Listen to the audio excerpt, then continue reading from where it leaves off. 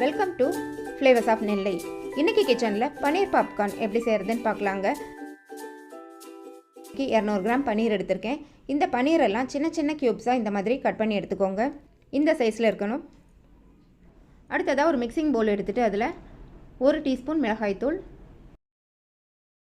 3 tablespoon cornflour, 3 tablespoon மைதா,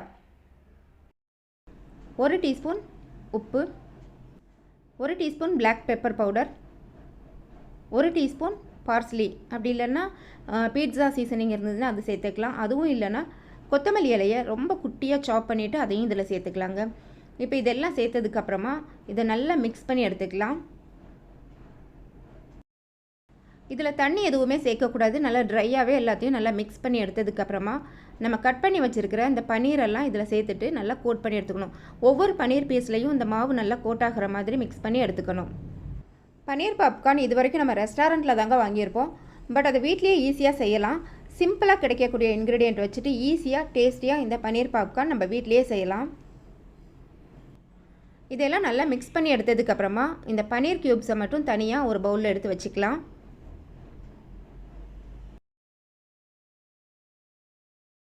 பனீரெல்லாம் தனியாக எடுத்து வச்சதுக்கப்புறமா எக்ஸஸாக இருக்கிற அந்த மாவில் 1 டீஸ்பூன் இஞ்சி பூண்டு பேஸ்ட், 2 டேபிள் ஸ்பூன் தயிர் சேர்த்துக்கலாங்க. தயிர் சேர்த்து நல்லா கலந்ததுக்கப்புறமா தேவைப்பட்டதுன்னா கொஞ்சமாக தண்ணி சேர்த்து நல்லா மிக்ஸ் பண்ணி எடுத்துக்கோங்க. பனீர் க்யூப்ஸ் எல்லாம் இதில் வந்து நம்ம டிப் பண்ணி எடுக்கணும். அதுக்காக இந்த பேட்டர் வந்து ரொம்ப திக்காகவும் இருக்கக்கூடாது, தின்னாகவும் இருக்கக்கூடாது. அந்த மாதிரி இதை நல்லா மிக்ஸ் பண்ணி எடுத்துக்கோங்க. இந்த கன்சிஸ்டன்சியில் பேட்டர் இருந்ததுன்னா கரெக்டாக இருக்குங்க. இப்போது நம்மக்கிட்ட பேட்டர் ரெடியாக இருக்குது, பனீர் க்யூப்ஸ் ரெடியாக இருக்குது. அடுத்ததாக ஒரு பவுலில் பிரெட் க்ரம்ஸ் எடுத்து வச்சுக்கோங்க. இப்போது ஒரு பனீர் க்யூபாக எடுத்து இந்த பேட்டரில் டிப் பண்ணிவிட்டு பிரெட் க்ரம்ஸில் கோட் பண்ணிவிட்டு ஒரு பிளேட்டில் எடுத்து வச்சிடலாம். எல்லா பனீர் க்யூபும் இந்த மாதிரி செஞ்சதுக்கப்புறமா ஆயிலில் ஃப்ரை பண்ணி எடுத்துக்கலாம். தனித்தனியாக இந்த மாதிரி 2 ஸ்பூன் எடுத்து வச்சுக்கோங்க. அப்போ தான் கொஞ்சம் நீட்டாக செய்ய முடியும். இப்போ ஒரு பனீர் க்யூப் எடுத்து இந்த பேட்டரில் டிப் பண்ணிவிட்டு அதை அப்படியே எடுத்து பிரெட் க்ரம்ஸில் போட்டு கோட் பண்ணி எடுத்து வச்சுக்கலாம். இந்த மாதிரி எல்லா பனீர் க்யூப்ஸையும் நம்ம ரெடி பண்ணி எடுத்து வச்சுக்கலாம். பனீரில் ப்ரோட்டீன், கால்சியம்லாம் நிறைய இருக்கிறதுனால வளர்கிற பிள்ளைங்களுக்கு நம்ம இதை அடிக்கடி செஞ்சு கொடுக்கலாங்க. ஸ்கூல் விட்டு வர்ற பிள்ளைங்களுக்கு நம்ம ஈவினிங் ஸ்நாக்ஸாக இதை செஞ்சு கொடுக்கலாம். குழந்தைங்களுக்கு மட்டும் இல்லை, பெரியவங்க கூட டீ டைம் ஸ்நாக்ஸாக இதை வச்சு சாப்பிட்லாங்க. இது ஆயிலில் ஃப்ரை பண்ணால் கூட அவ்வளோ ஆயில் இது அப்சர்வ் பண்ணாது. அதனால் நம்ம தாராளமாக சாப்பிட்லாம். எப்பவும் ஒரே மாதிரி ஸ்நாக்ஸ் செஞ்சு கொடுக்கறதுக்கு பதிலாக கொஞ்சம் வித்தியாசமாக இந்த மாதிரியும் நம்ம ட்ரை பண்ணலாம். பனீர் க்யூப்ஸ் எல்லாம் ரெடி ஆயிடுச்சுங்க. இப்போ இதை ஆயிலில் ஃப்ரை பண்ணி எடுத்துடலாம். இப்போ ஒரு பனீர் க்யூப்ஸாக இதில் சேர்த்துட்டு நல்லா ஃப்ரை பண்ணி எடுத்துக்கலாம்.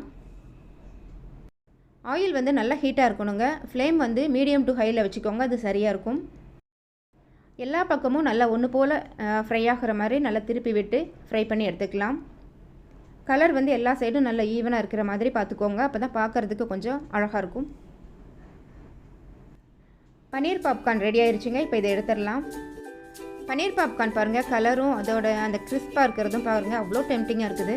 நீங்களும் இந்த ரெசிபி ட்ரை பண்ணி பாருங்கள். பிடிச்சிருந்தா எங்கள் சேனலை சப்ஸ்கிரைப் பண்ணி சப்போர்ட் பண்ணுங்கள்.